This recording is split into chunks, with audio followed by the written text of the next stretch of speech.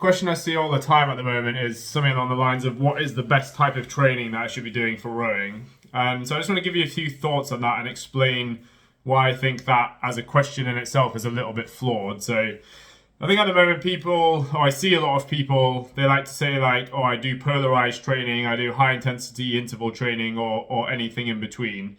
And whilst I think it's really important to really believe in the training that you're doing, I would say that a lot of people are probably leaving gains on the table by not really facing up to their weaknesses. And from my point of view, the best program that you can have is one that is tailored to you and that addresses your weaknesses. Because if you're already really good at something, like 500 and 250 meter intervals, and all you do is repeat those kind of sessions, like, yeah, it'll make you feel great about yourself because you'll be smashing it. But if you go 3 months, 6 months, 9 months further down the line, you're probably not going to progress quite as far as if you had kind of faced up to say, well, actually, my aerobic endurance is pretty bad compared to my top end, and maybe that's what I need to be working on. And when we look at training, we're not subscribing to a religion, and we're not saying like, I believe this and therefore I disbelieve everything else. In my opinion, that's a little bit of I don't want to say small-minded, but I feel like the best athletes I work with and the best performers I've worked with are the ones that are a little bit open-minded and say, okay, I've done this and it's worked up to this point, but it doesn't mean just because something has worked for you that you couldn't be doing it in a better way. So I think when you're looking at a training program overall, it's better to look at, I guess, what you call training principles rather than just the actual training program. So a couple of the principles you might want to think about are, A, is the program progressive? So is it increasing in volume and intensity as you go through a set time period? Is it going to keep you improving? Obviously, is the main feedback you want to get as an athlete. The second one is it periodized? By that I mean, does it have built-in times of lighter deload periods? Does it have more heavy loading periods? Because if not, again, that's a really good way to hit a plateau.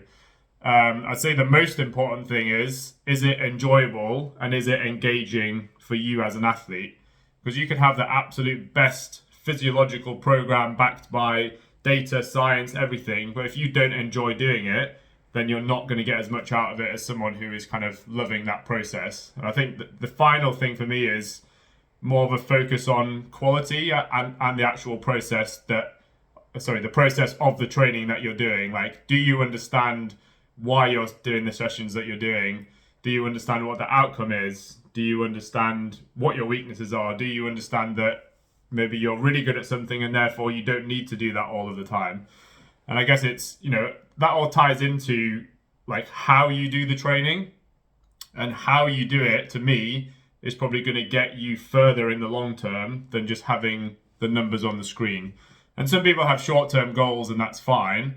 But I guess if you want to have like a bit of a longer, more sustainable, I don't even want to say career, just if you want to stay in the sport for a long time, then yeah, you've got to have a program that's working for you. It's got to keep you improving, and it's got to be quality, and it's got to be something that you enjoy. So, I think, when you're looking around on the internet at training, I'd say just have a bit more of an open mind. And if you want to try something else in your own training, then, you can ask 10 people if it works or not. But the only way you're going to find out if it works for you is by doing it. And you could commit to a 4 or 5 week period of a new way of training, and you would probably get some pretty good data and feedback by the end of that period to tell you if that's working or not. And if you're going to take a risk and try something else, then what's the worst that could happen? Like, either you're going to see an improvement or you'll likely stay the same. So that time has passed anyway. If it doesn't work, you can go back to your original program. But if you try something new and maybe you do see a bit of benefit, that gives you that bit more incentive to keep going. That turned into a bit of a rant there, but that's my thoughts on training. Let me know what you think.